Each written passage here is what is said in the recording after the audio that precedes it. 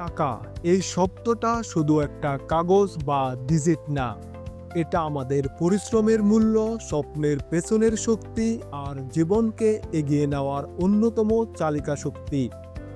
দিন শেষে আমরা সবাই একটা কথাই বলি, যদি আরও কিছু টাকা হতো। কিন্তু আপনি কি জানেন বাংলাদেশে মোট কত টাকা আছে? এই টাকা কোথা থেকে আসে, আবার কোথায় চলে যায়?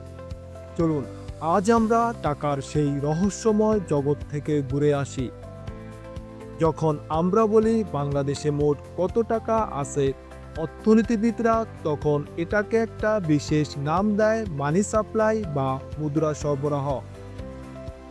এটা আসলে বোঝায় আমাদের দেশে মোট কত ধরনের টাকা বাজারে ঘুরছে।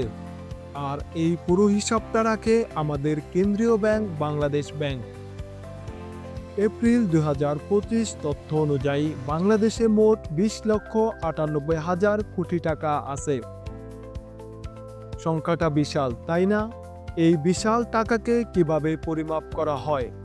অর্থনীতিবিদরা একে বিভিন্ন ভাগে ভাগ করেছেন, যেমন M0, M1 এবং M2। M0 এটাকে বেস মানি বা মূল বিত্তীয় বলা হয়।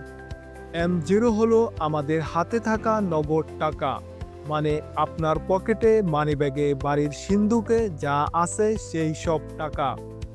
এটাই কিন্তু সবচেয়ে বেশি তরল টাকা, যা যখন খুশি ব্যবহার করা যায়। এপ্রিল ২০২৫ তথ্য অনুযায়ী M0 এর পরিমাণ হলো ৩,০২,০০০ কোটি টাকা। M0 হলো মূল টাকা, যা থেকে বাকি সব টাকা তৈরি হয়। এটাই হলো অর্থনীতির মূল স্তম্ভ।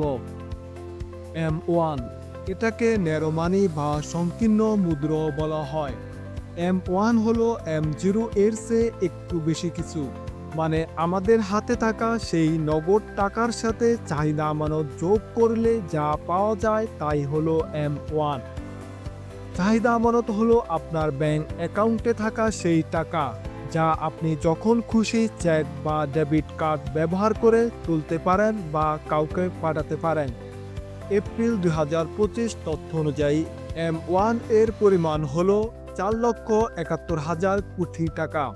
M1 দেখে বোঝা যায় দৈনন্দিন লেনদেনের জন্য বাজারে সরাসরি কত টাকা সহজলভ্য বা ব্যবহারযোগ্য রয়েছে। এটি খুব সহজেই লেনদেনে ব্যবহার করা যায়। সবশেষে আসে M2। এটাকে ব্রড মানি বা বিস্তৃত মুদ্রা বলা হয়। M2 হলো সবথেকে বড় হিসাব। M1 এর সব টাকা এবং এর সাথে মেয়াদি আমানত যোগ করলে যা পাওয়া যায় তাই হলো M2। মেয়াদি আমানত হলো আপনার ব্যাংকে রাখা ফিক্সড ডিপোজিট বা দীর্ঘমেয়াদী সঞ্চয়ী হিসাবের টাকা। এই টাকাগুলো সরাসরি চেক দিয়ে খরচ করা যায় না, তবে একটু সময় নিয়ে বা কিছু শর্ত মেনে এটাকে নগদে পরিবর্তন করা সম্ভব। এপ্রিল ২০২৫ তথ্য অনুযায়ী M2 এর পরিমাণ হলো ২০,৯৮,০০০ কোটি টাকা। এই সংখ্যাটাই হলো বাংলাদেশের মোট টাকার আসল পরিমাণ। M2 দেখে বোঝা যায় অর্থনীতিতে সব মিলিয়ে কত তারল্য আছে। কেন্দ্রীয় ব্যাংক মুদ্রাস্ফীতি বা জিনিসের দাম নিয়ন্ত্রণ করতে এবং অর্থনৈতিক প্রবৃদ্ধি ঠিক রাখতে এই M2কে খুব গুরুত্ব দিয়ে দেখে।